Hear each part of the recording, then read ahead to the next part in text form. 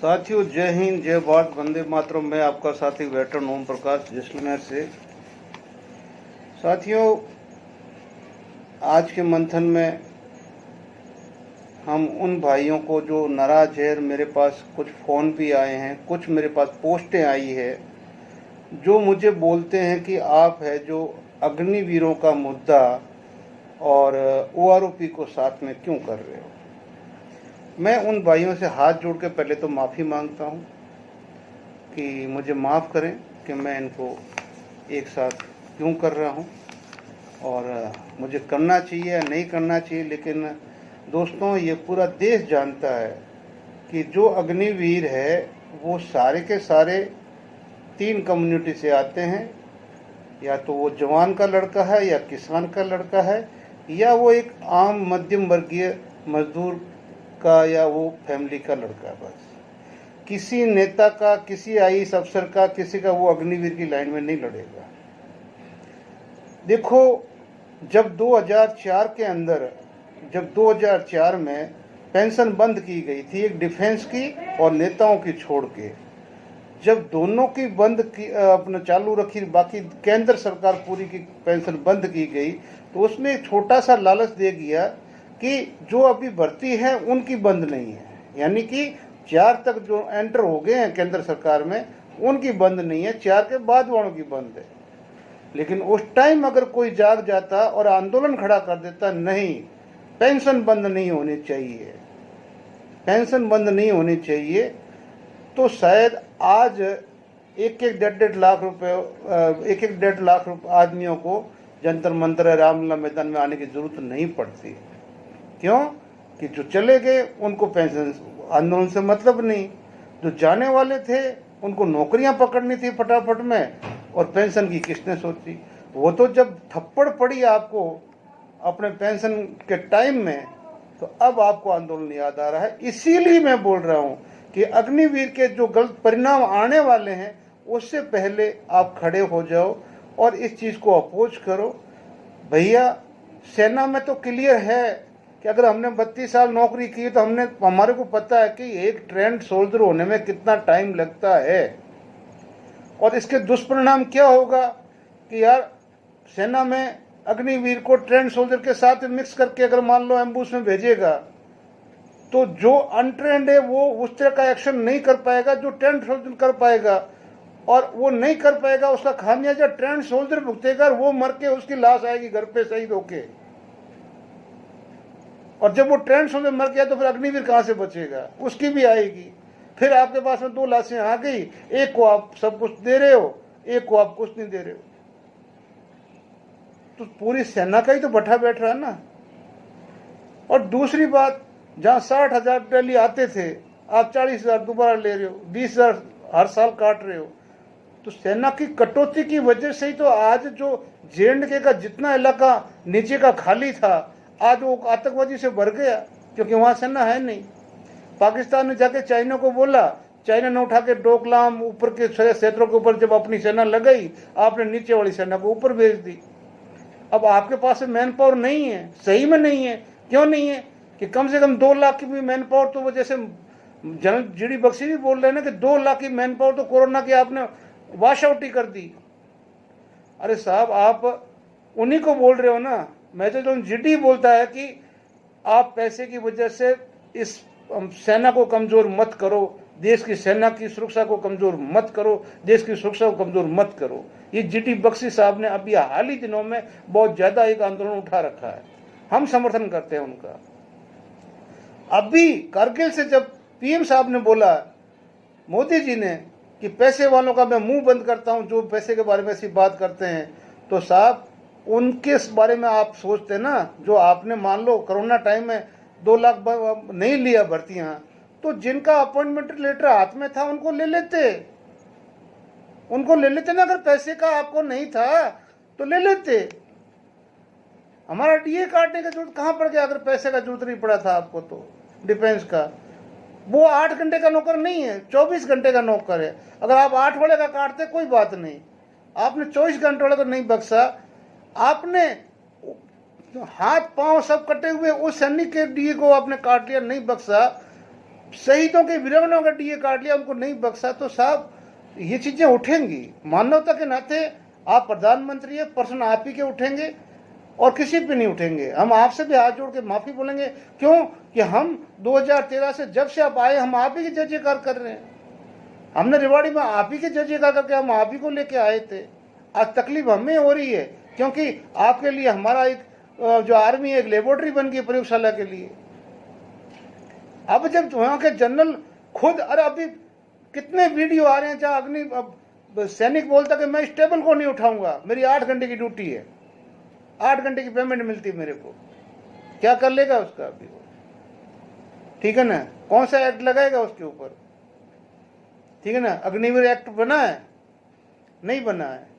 अब उसमें अगर वो एक्ट आप थोपोगे तो फिर उसके ऊपर उस एक्ट के तहत कार्रवाई करोगे, तो उसके बाद उसके एक्ट के तहत उसको सुविधा भी दो।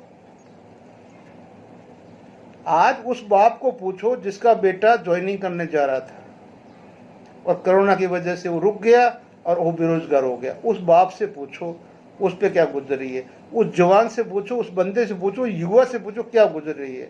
जो लोग मुझे फोन पे या जो मेरे को व्हाट्सएप पे जो मेरे को ये बोल रहे हैं कि आप अग्निवीरों पे क्यों बोल रहे हो, अग्निपथ पे क्यों बोल रहे हो, साहब जब हमारी छोटी सी पेंशन की अब एनोमली हो गई, उसके लिए हमने 13 महीने का रिकॉर्ड तोड़ दिया आंदोलन का।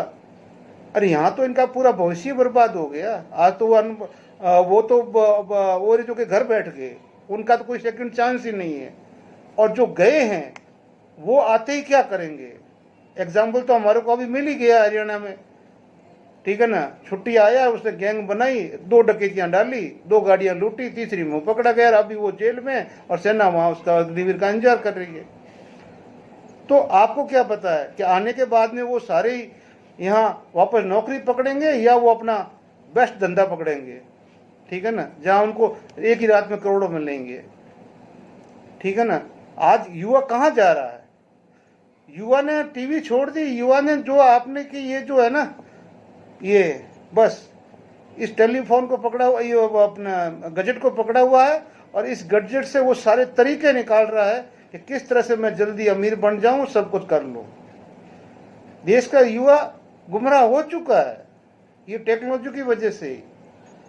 लेकिन आपको क्या, अरे साहब अगर आपने इतनी तकलीफ थी, पैसे की तकलीफ नहीं थी, तो सब पेंडिंग भर्ती वालों को भी ले लेते, एग्जाम भी करवा लेते और जो आपकी कोरोना की जो वैकेंसी जो थी वो कम थी वो भर जाती और वो आपके सैनिक भर जाते, तो आपका जहां खाली एरिया था वो आज वहां पे आतंकवादी नहीं होते। और अब जहां पर कमांड करने वाले वो कमान अधिकारी को पता है, वो चाहे बोले ना बोले, उसको जो अग्निवीर आते हैं, तो जब वो अकेले अग्निवीर को भेज नहीं सकता और जब वो दोनों को मिक्स मिला के मिलते हैं तो उन दोनों की कभी पटरी बैठती नहीं है। वो तो उनको पूछो जो ग्राउंड के अंदर तकलीफ झेल रहे हैं। ठीक है ना, उन जेसीओज का, उन जिनके साथ हमने नौकरी की है, वो हमारे तब एनसीओ थे, अब यूसुफदार में जरे, आज वो अग्निवीरों की हकीकत हमें भेज रहे हैं, हमसे बात कर रहे हैं। तो हम वहां की ग्राउंड रियलिटी तो आपके सामने रख रहे हैं कि साहब ये कामयाब नहीं है, इसको आप वापस कर लो और रेगुलर भर्ती में चलने दो ना। आज क्या इस देश में 75 साल के अंदर आजादी के बाद में जितनी लड़ाई लड़ी गई, हमने डिफीट खाया क्या? डिफीट खाया क्या? अगर एवरेज एज हमारी 30 साल की, तो 30 साल का तो पट्टा होता है। किसने बोल दिया 30 साल का बुढ़ा होता है? अरे वो 30 साल वाले में तो कम से कम 4 दिन भूखे रहने की हिम्मत भी है, लेकिन ये 20-22 साल का भूखा नहीं रह पाएगा। कहां, किसने उल्टी आपको ये शिक्षा दे दी साहब? हम आपके हैं, आप हमारे हैं। हम आपके सामने नहीं रोएंगे तो जाएंगे कहां? आप सुनो हमारी बात। आपने सेना को काटा है, स्ट्रेंथ कट कर चुके हैं, आप कट कर चुके हैं। 20 से लेके और 24 तक बहुत ज्यादा स्ट्रेंथ कट हो चुकी है। 2 लाख उस टाइम की हो चुकी है और अगर अभी 2 साल की भर्ती भी देखे तो भी कम से कम 40-50 हजार की ये कटिंग हो चुकी है। अब क्या होगा, वो मालिक रखवाला है। अब मतलब इस देश के अंदर 10-10 सिर्फ 10-10 हजार रुपए में रेलवे फाटक में, सौर ऊर्जा में या पवन ऊर्जा में इनमें एक 15 साल से आया हुआ सैनिक, 20 साल का आया हुआ सैनिक, नायक हवलदार बेचारा गार्ड की ड्यूटी करके वो काम कर रहा है। सरकार के पास में उनके लिए कोई योजना होती, काम होता, तो वो ये प्राइवेट काम क्यों करता बेचारा, क्यों करता वो? क्यों? वो सेना में भी वो ब्रिटिश कानून का गुलाम था, और यहाँ पर जितने भी ठेके हैं वो सब अधिकारियों के पास में, वो तो यहाँ पर भी गुलाम है साहब। ठीक है ना? तो हम किसकी बात उठाएं? इसलिए मैं अपने भाइयों से बोल रहा हूँ, आप बदले मुझ पर गाड़ी दो, मुझे कुछ भी दो, मैं इस फैसले में, अग्निपथ के फैसले में कभी भी साथ नहीं हूँ। और ना कोई बड़ा मेरा कोई चैनल है, ना कोई बड़े मेरे व्यूवर है। मेरे वीडियो से मतलब व्यूवर से वीडियो ज़्यादा है। जो मेरे व्यूवर है, मतलब कि जो मेरे सब्सक्राइब करने वाले हैं वो कम है और मेरे वीडियो ज़्यादा है। यानी कि एक वीडियो पे मुझे एक सब्सक्राइबर भी मिला हुआ नहीं है, ना मैंने मांगा है। हाँ, कोई आता है तो मैं मना नहीं करता हूँ कि आप मैंने सब्सक्राइब क्यों किया है, मना नहीं करता हूँ, लेकिन कह रहा हूँ कि मेरा प्रोफाइल जाके देखो कि इसका वीडियो ज़्यादा है या सब्सक्राइबर ज़्यादा है। तो अब मैं एक आवाज़ हूँ और मैं आप लोगों से रिक्वेस्ट करता हूँ कि सब्सक्राइब ना भी करो तो कोई बात नहीं, लेकिन मेरी आवाज़ को सरकार तक पहुँचाओ। ये देश सुरक्षित होना चाहिए, हम सब सुरक्षित है। ठीक है ना? इसमें मैं जनरल बख्शी की बात को 101% सही मानता हूँ कि ये गलत है। और इस जगह अगर कांग्रेस का भी कोई बंदा बोल रहा है कि देश की सुरक्षा के साथ मत करो, तो मैं कांग्रेस को भी वेलकम करता हूँ। बाकी कांग्रेस की नीतियों को देखो, मैंने पहले भी अपने वीडियो में कहा कि मैंने भूमि के सुभाष, मैं सुभाष बोल रहा हूँ, और काकोरी के दिल जले, ये 3 किताबें जो इंसान पढ़ लेगा वो कांग्रेस का भी इतिहास, अपने देश के आज़ादी लड़ने वालों का इतिहास सब कुछ जान जाएगा। इसलिए वो हमेशा ही सही बात करेगा, गलत को गलत कहेगा, सही को सही कहेगा। ठीक है ना? आज अगर गांधी जी आज़ाद हिंद फौज के कमांडर, जब उस टाइम में कांग्रेस के अध्यक्ष थे, अगर उनसे इस्तीफा नहीं लेते तो शायद कुछ और होता, शायद कुछ और होता। लेकिन इस्तीफा लेने के बाद उनको तो कहीं भी जाके अपनी सेना बना के देश को आज़ाद कराना पड़ा, और देश को आज़ाद उन्होंने कराया है। चाहे और कोई बोले, मैं नहीं मानता, मेरी मर्जी, इतना तो मैं कह सकता हूँ। ठीक है ना? तो साहब ये जो चीज़ है होगा। अब हमारी राजस्थान सरकार है, आप बताइए, अब विधायकों की कोई भी बढ़ानी, तनख्वाह बढ़ानी, कुछ बढ़ानी है, कोई बिल की जरूरत नहीं है लाने की, बस सीधा बढ़ जाएगा। और अग्निवीर जो आएंगे, हरियाणा में जैसे तर्ज पे बहुत ले ली ना, पूरे अग्निवीर भर्ती हो गए हैं, वैसे अब राजस्थान सर गवर्नमेंट भी भर्ती करेगी। ये भी हमारे सीएम भजनलाल साहब ने अनाउंसमेंट कर दिया है कि पता नहीं कितनी योजनाएं अग्निवीरों के लिए खोल दी है, वो सब आएंगे और राजस्थान में एडजस्ट हो जाएंगे पूरे। साहब हमारा 10-12% का कोटा था, वो अशोक गहलोत साहब ने ऐसी तैसी कर दी, उसकी पूरे कोटे को ध्वस्त करके और उसको कास्टिज्म में डाल दिया। हम सैनिकों का क्या कसूर है भाई? बड़ी मुश्किल से उनमें से 2-2.5% ही नौकरी लगते थे, बाकी वैसे भी पूरा नहीं होता था वो कोटा, लेकिन उसकी ऐसी कर दी। हमने मांग रखी थी कि ये सरकार आएगी, कांग्रेस को हराया, इसको लाए, ये पहले हमारे को कम से कम अपना कोटा दे देगी, ताकि जो भी 2-2.5% हमारे को, इतने बंदे होते हैं पढ़े लिखे या मेहनत करते हैं, ज़्यादा लोग नहीं होते हैं कि वो पूरी वैकेंसी फिलअप हो जाए, कभी होती नहीं। आज तक का इतिहास देख लो, 12% की हमारी कभी किसी भी सेक्शन में हमारी पूरी हुई नहीं है। 2-2.5% हमारे बंदे जाते थे, चाहे शिक्षा विभाग कुछ भी हो। तो कहने का मतलब ये कि मैं वीडियो को लंबा नहीं करता हूँ, क्योंकि ओआरओपी के ऊपर तो अब अगर कुछ है भी, तो अब इन लोगों की आपसी लड़ाई इतनी आ चुकी है कि आज सुबह से अपनी माँ बहन की गाली सुन रहा हूँ। क्यों सुन रहा हूँ? कि एफईए का राजस्थान का कोऑर्डिनेटर भी हूँ और स्पोक्समैन भी हूँ। ठीक है ना? एफईए का, अब उसके ऊपर अगर कोई ऑब्जेक्शन डाल दूँ, सही बात कह दूँ, तो सीधा काउंटर आता है और सीधी माँ बहन से नीचे कभी जाता नहीं। और मैं उसका क्लिप आज अभी डाल रहा हूँ कि तू इतना ईमानदार था मेरे भाई, इतना ईमानदार था, तो फिर तेरे रहते ये किताबें पर्चियाँ छप कैसे गई? तेरे रहते ये चंदे इकट्ठे कैसे हो गए? तेरे रहते हुए सारे ये घपले कैसे हो गए? ठीक है ना? जिस अर्जुन सिंह राठौड़ के ऊपर तू 13 लाख का इल्जाम कर रहा, आज तू उसी अर्जुन सिंह राठौड़ के साथ में गोसल को इकट्ठा कर रहा है कि गोसल और वो मिले हुए थे पहले से ही। कब से? जब वो वॉइस में थे, तो वो प्लानिंग करके फिर आए हैं यहाँ पर। एफई बनाने के लिए। क्या स्टूपिड बात करता है। उसके बाद में अगर तू बोलता छप गई पर्चियां और हरपाल को तू चैलेंज कर रहा है, ठीक है ना, कि तेरी वजह से ये हो रहा है, तो हरपाल ने तो जो कुछ कहा तब तो ठीक था, तब हरपाल तेरे लिए भगवान था।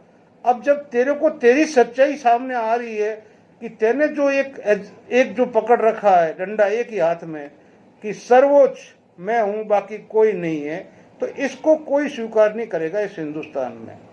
इस हिंदुस्तान के अंदर चाहे सैनिकों, मजदूरों, जो संघ भी हो, सब मिलके काम करते हैं। लेकिन यहाँ तू चाहता कि मैं अकेला, मैं सर्वोपरि, तो ये कभी होगा नहीं। और तेरे को जितनी गाली देना, मेरे को तो दे, कोई फर्क पड़ने वाला नहीं है ना।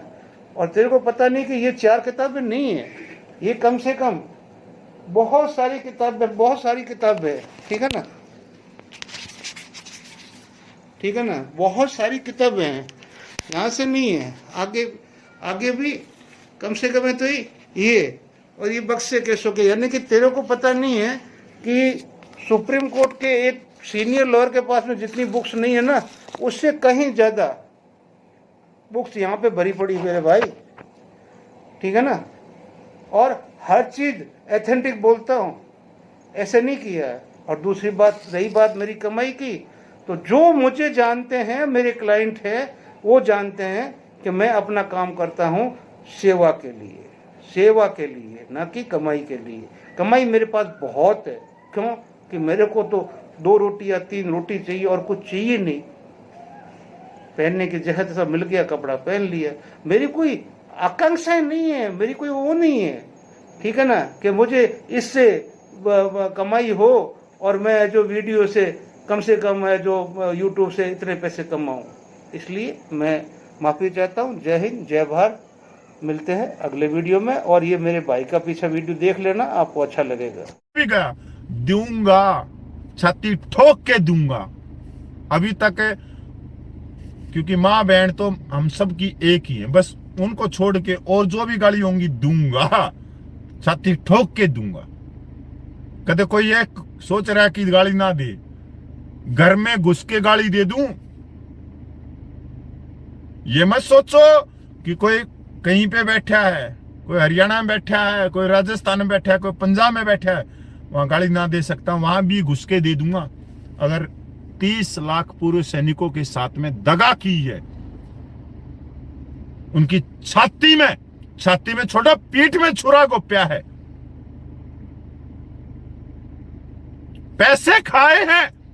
हम गोल्ड टोपी वाले को कहते रहे 13 लाख रुपए लेकर भाग गया, और यहां से एक सूबेदार मेजर सबका सैनिक संघर्ष कमेटी का ने नकली बुक छपवाई, उसके ऊपर नायक हरपाल की जुबान बंद है, ताला लग गया, दही जम गई तेरे मुंह में, बोल नहीं सका तू अभी तक। सितंबर 2023 से 23 के बाद में मेरी कमेटी टूट जाएगी, मेरे साथ में कोई बंदे नहीं रहेगा, तरण तारण का कोई बंदा नहीं रहेगा। क्यों नहीं रहेगा? सच का साथ दे, गुरुओं की वाणी को ध्यान दे।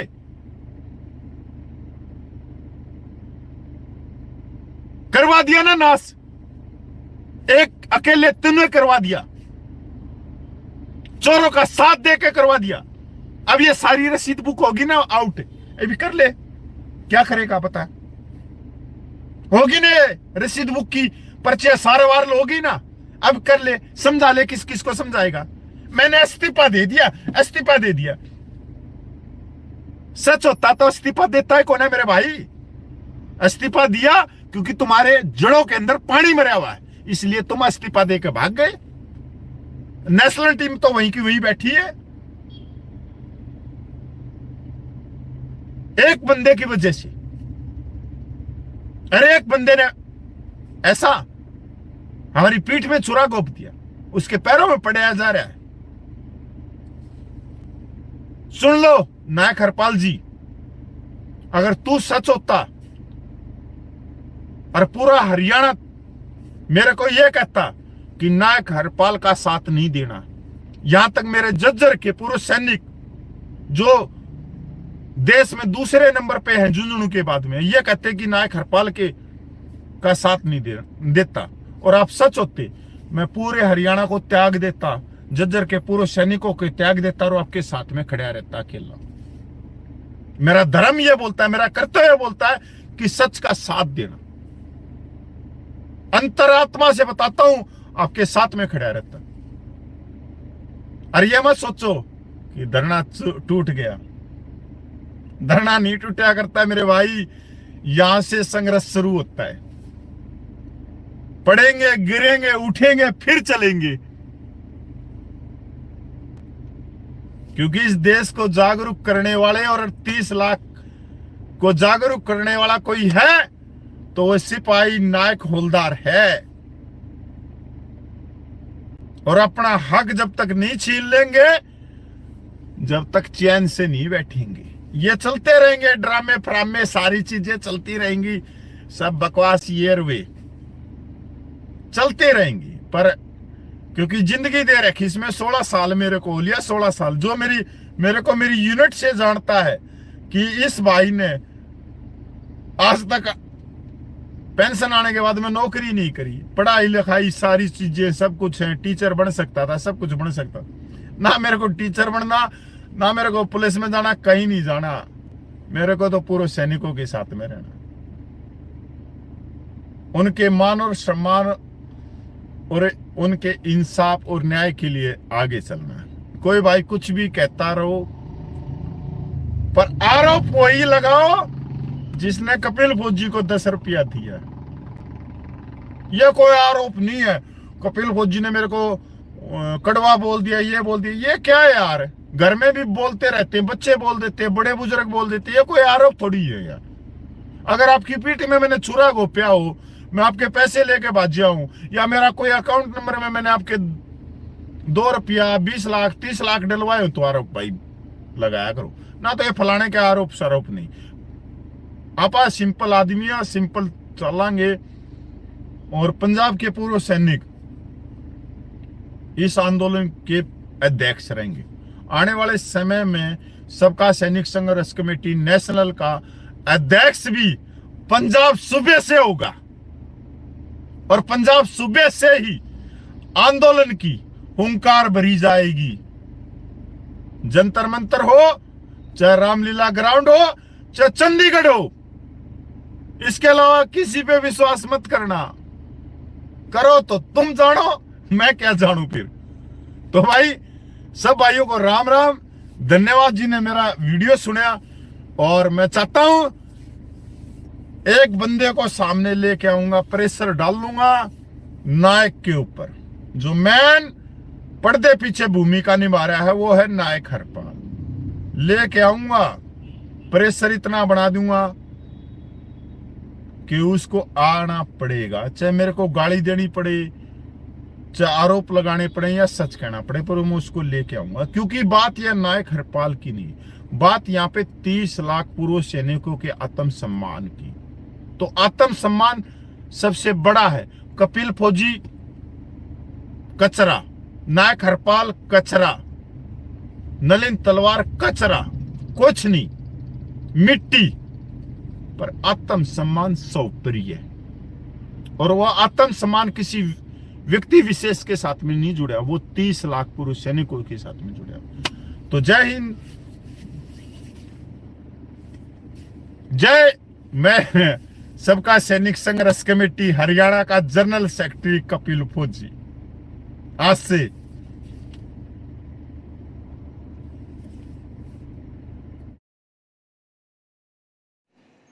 अब राजस्थान सरकार ने, सीएम ने कह दिया कि विधायकों का वेतन बढ़ाने के लिए बिल भी नहीं लाना पड़ेगा। सीएम भजन लाल ने खोला घोषणाओं का पिटारा। अब इससे बड़ी बात क्या हो सकती है यार, विधायकों की मौज हो गई।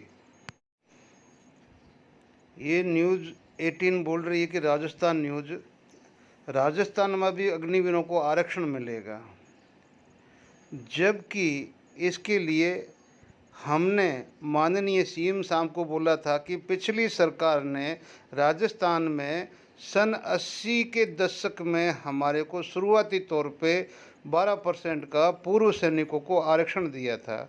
उस आरक्षण को बाद में अभी पिछली सरकार ने, अशोक गहलोत ने उसको है जो ख़त्म कर दिया और उठा के सीधा जातिगत में डाल दिया। हम बोलते हैं कि हम सैनिक हैं, हमारी कोई जात पात नहीं है, हमारा जो परसेंटेज, हमारा जो कोटा था वो कोटा वापस रीस्टैब्लिश करो। अगर अभी तक आप अपने पूर्व सैनिकों का कोटा रीस्टैब्लिश नहीं कर सके और आप अग्निवीरों को नौकरियां देंगे, ये बात तो समझ से परे है, बाहर है। लेकिन चलो अच्छी बात है, क्योंकि आपको भी अपने साथ केंद्र सरकार साथ मिला के चलना पड़ेगा, तो अपना कदम उनके साथ उठाइए। बाकी ये मेरी गारंटी है कि मैं भी ज़िंदा रहूँगा तो आपको बताऊँगा कि आप जब सैनिकों के साथ में इतना न्याय नहीं कर सकते कि उनका कोटा कितने सालों से चलता आ रहा है, उसके तहत उनको नौकरियां मिलती थी, सब कुछ मिलता था, और आज वो 10,000 की नौकरी के ऊपर एक क्वालिफाइड से क्वालिफाइड बंदा खड़ा, लेकिन सरकार को कोई चिंता नहीं है। और अशोक गहलोत ने तो किया ही किया, आपने तो उससे भी ऊपर कि आप अब अग्निवीरों को नौकरी देंगे, और जो 15 साल में आए हुए बेचारे वो अपना कोटा मांग रहे हैं, उनको वो कोटा नहीं मिलेगा। थैंक यू, धन्यवाद, जय हिंद।